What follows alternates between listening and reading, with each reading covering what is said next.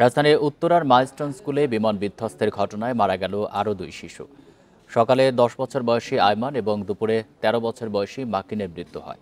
এ নিয়ে বার্ন ইনস্টিটিউটে মৃত্যুর সংখ্যা বেড়ে হলো 15। এই ঘটনায় এখন পর্যন্ত মোট 33 জন প্রাণ হারিয়েছে।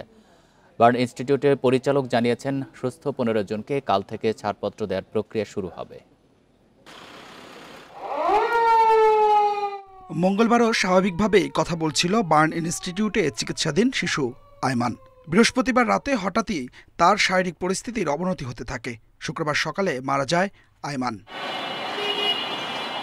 আয়মানের স্বজনরা প্রশ্ন তুলেছেন, 4 দিন আগেও স্বাভাবিকভাবে কথা বলা আয়মানের এই পরিণতি কেন হলো?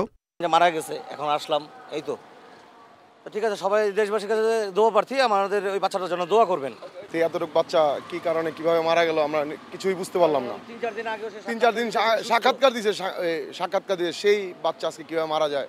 প্রশ্নের উত্তর দিয়েছেন বার্ন ইনস্টিটিউটের পরিচালক। প্রথম দিন একেবারে স্বাভাবিক মানুষের মতো কথা বলে এবং এই জায়গাটাতে আমরা যারা বাচ্চার বাবা মা বা গার্ডিয়ান থাকে তাদের কাছে সবসময় এই প্রশ্নের সম্মুখীন হয়ে থাকি, কিন্তু বাস্তবতা হচ্ছে 24 আওয়ার্সের পর থেকে ডিটোরিয়েশনটা শুরু হয় এবং 4th day 5th day onward এই বাচ্চাগুলো বা অগ্নিদগ্ধ যে কোনো রোগী খারাপ হতে থাকে। দুপুরে মারা যায় মাকিন নামে 13 বছর বয়সী আরেক শিশু। ভর্তি 40 জনের মধ্যে 4 জনের অবস্থা এখনও সংকটাপন্ন। হাসপাতালের পরিচালক জানিয়েছেন, বাকিদের মধ্যে অনেকের অবস্থাই উন্নতির দিকে। ভালো পেশেন্টগুলোকে আমরা আগামীকাল থেকে রিলিজ দেওয়া শুরু করব। ইতিমধ্যে আজকে আমরা সকালে যে বসেছিলাম অন্তত 15 জনকে রিলিজ দেওয়ার মতো অবস্থানে আসছে, কিন্তু আমরা এটাকে পর্যায়ক্রমিকভাবে দিব। কালকে কিছু দিব, পরশু কিছু দিব এবং তারপরের দিন কিছু দেব। অন্তত 15 জন আমাদের লিস্টে এখন আছে যারা বাড়ি যাবার মতো সুস্থতার পর্যায়ে চলে আসছে।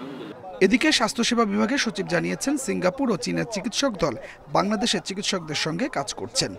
সিঙ্গাপুরের 9 জন, তারা ডক্টর সহ নার্সিং স্টাফ রয়েছেন, ওনারা 9 জন, আর 5 জন চাইনিজ টিমের সদস্য আসছেন। তারা আসলে আমাদের রোগী সম্পর্কিত যে ব্রিফিং সেটা নিয়েছেন এবং আমাদের চিকিৎসকদের সাথে তারা পরামর্শ করছে। অন্যদিকে মাইলস্টোন স্কুল অ্যান্ড কলেজের শিক্ষার্থী উমায়ের নূর আশফিক, বোরহানুদ্দিন বাপ্পি ও মাহিদ হাসান আরিয়ানের সমাধিতে শ্রদ্ধা জানিয়েছেন বাংলাদেশ বিমান বাহিনী প্রধান air chief marshal Hasan Mahmud Khan. পরে আরও একটি নিহতের পরিবারের কাছে ছুটে যান বিমান বাহিনী প্রধান। Adilur Rahman, independent news, Dhaka.